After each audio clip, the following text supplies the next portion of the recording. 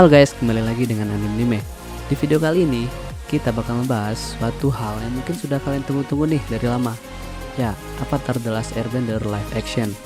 Kemarin tanggal 22 Februari, Avatar udah mulai tayang nih di Netflix. Kira-kira gimana komentar kalian tentang filmnya? Bagus, jelek, atau biasa aja? Kalau bagi gue sih udah merasa terpuaskan banget ya dengan karakter dan grafiknya. Apalagi dengan cerita tambahan yang membuat cerita Avatar animasi sebelumnya itu menjadi lebih make sense gitu, atau lebih masuk akal.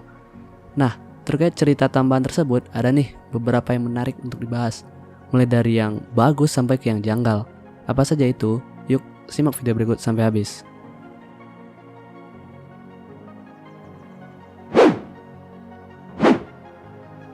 Pemusnahan pengembara udara. Dari video sebelumnya atau teaser, trailer dari Avatar live action ini, kita mungkin sudah mendapat clue ya bahwa akan ada scene yang menampilkan bagaimana penyerangan negara api untuk memusnahkan pengembara udara.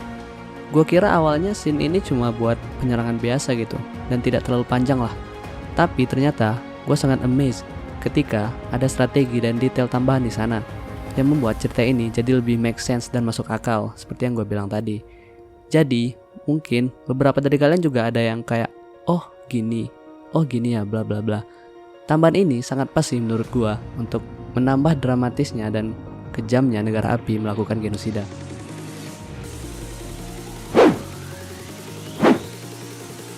Berita palsu.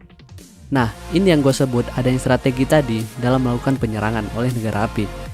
Kita pikir selama ini apakah pengembara udara tidak cukup kuat untuk melawan negara api? Padahal sejauh yang kita tahu, semua elemen memiliki kekuatannya masing-masing lah. Nah, kan dengan adanya strategi ini jadi make sense kenapa pengembara udara bisa kalah dari negara api. Pertama, negara api pura-pura membocorkan rahasianya kepada salah satu orang dari kerajaan bumi bahwa akan dilakukan penyerangan ke kerajaan bumi. Mendengar kabar itu, orang tersebut langsung mengirim pesan ke kerajaan bumi untuk bersiap-siaplah atas penyerangan negara api. Tapi setelah dia tertangkap, ternyata Fire Lord Sozin sengaja membocorkan rahasia tersebut untuk mengelabui orang-orang bahwa target mereka adalah kerajaan bumi. Padahal target sebenarnya mereka adalah pengembara udara. Jadi orang-orang dari berbagai negara berkumpul di kerajaan bumi untuk bersiap-siap menerima serangan dari negara api. Rupanya gak datang-datang. Pengembara udara pun gak expect lah bakal ada serangan ke mereka, sehingga mereka jadi lengah dan bisa diserang secara tiba-tiba.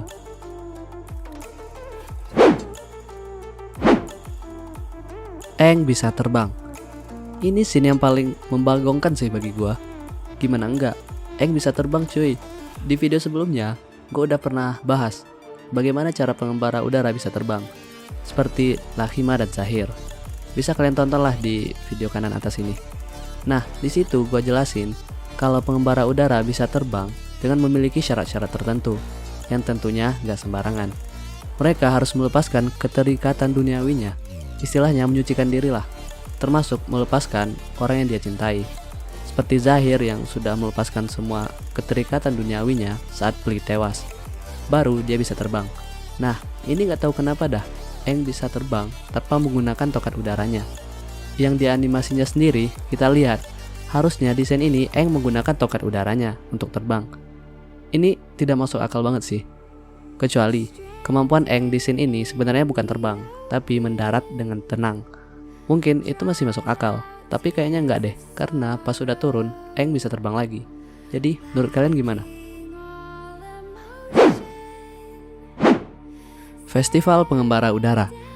Selanjutnya, mungkin muncul pertanyaan, kalau negara api menyerang salah satu kuil udara, apakah kuil udara yang lain enggak siap-siap?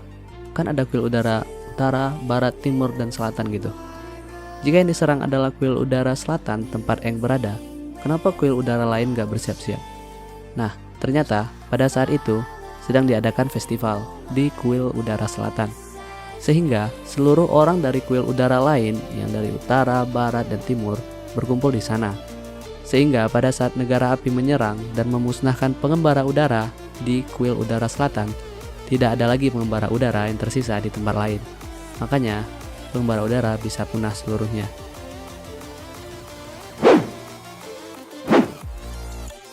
Firebender bisa terbang. Gue agak kaget sih melihat Firebender ini bisa terbang. Apa karena lagi ada komet Sojin sehingga kekuatan mereka jadi meningkat atau gimana? Ya gue juga kurang paham sih sebenarnya. Tapi dengan bisa terbangnya para firebender ini jadi lebih make sense gitu. Bagaimana cara negara api mencapai kuil udara? Secara kan letaknya tinggi di atas langit gitu loh. Nah, ini yang gue maksud, detail-detail kecil yang membuat cerita Avatar jadi lebih make sense.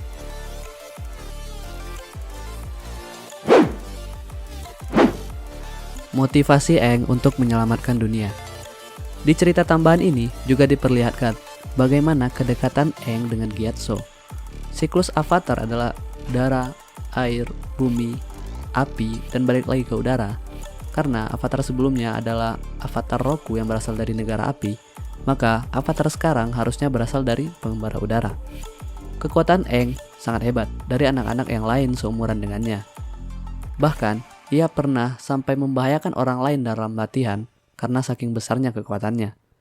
Hal itu membuat para biksu berpikir kalau avatar selanjutnya adalah Aang. Gyatso tidak mau memberitahu Aang karena takut akan menjadi beban untuk anak-anak sekecil dia. Namun para biksu yang lain memaksa untuk memberitahu Aang, sehingga terpaksalah Gyatso memberitahunya. Saat diberitahu, Aang terlihat kecewa dan bilang tidak menginginkan kekuatan itu. Terlebih, dia merasa tidak bisa menyelamatkan dunia. Mending dia bermain di kuil udara saja katanya. Tapi Gyatso menjelaskan dengan pelan-pelan dan menyuruh Aang untuk belajar pengendalian keempat elemen atau semua elemen. Aang yang merasa kecewa pergi jalan-jalan lah atau refreshing bersama Appa sehingga dia bisa lolos dari penyerangan negara api yang terjadi malam itu. Setelah bangkit kembali dan melihat Gyatso telah mati pada saat mengunjungi kuil udara selatan bersama Katara dan Sokka, Aang mengingat kata-kata Gyatso untuk belajar keempat elemen dan menyelamatkan dunia. Makanya Aang termotivasi dari itu dan mulai dari situ Aang mulai semangat dan mau berlatih keempat elemen untuk menyelamatkan dunia.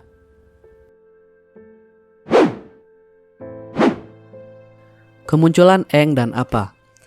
Di animasi kita lihat Aang dan Appa muncul bersamaan saat ditemukan oleh Katara dan Sokka. Appa muncul beberapa saat setelah Aang dan mereka semua pulang ke desa dalam keadaan sadar dengan menaiki Appa yang belum bisa terbang. Ya, dia berenang jadinya. Di live action kemarin, Aang dan Appa tidak muncul seperti itu. Aang saat ditemukan masih pingsan, dibawa ke desa lah sama Katara dan Sokka. Mereka kembali ke desa tidak dengan Appa, tapi dengan perahu mereka. Setelah Aang sadar di desa tersebut, ia memanggil Appa dengan peluitnya, dan Appa baru muncul dari langit. Walaupun agak berbeda ya dari animasinya, tapi menurut gua kemunculan di live action ini lebih epic sih. Bagaimana menurut kalian?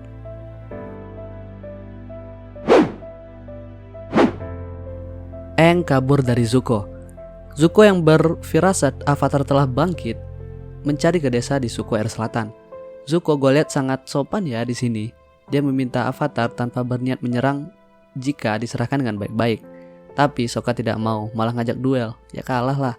Selanjutnya, Aang langsung muncul dan menyerahkan diri untuk dibawa oleh Zuko agar tidak terjadi penyerangan di desa itu. Di atas kapal, Aang kabur dengan mengambil kunci dari penjaga dengan kekuatan airbendingnya. Di live actionnya saat kabur, Aang terjatuh dan langsung diselamatkan oleh Appa. Sedangkan di animasinya sendiri, Aang terjatuh ke laut dan berubah ke Avatar State sebelum diselamatkan oleh Appa. Mungkin gue tahu kenapa di live action tidak dimunculkan Avatar State di sana. Karena menurut gue mungkin untuk menyimpan Avatar State sebagai momen epic di kuil udara selatan nantinya.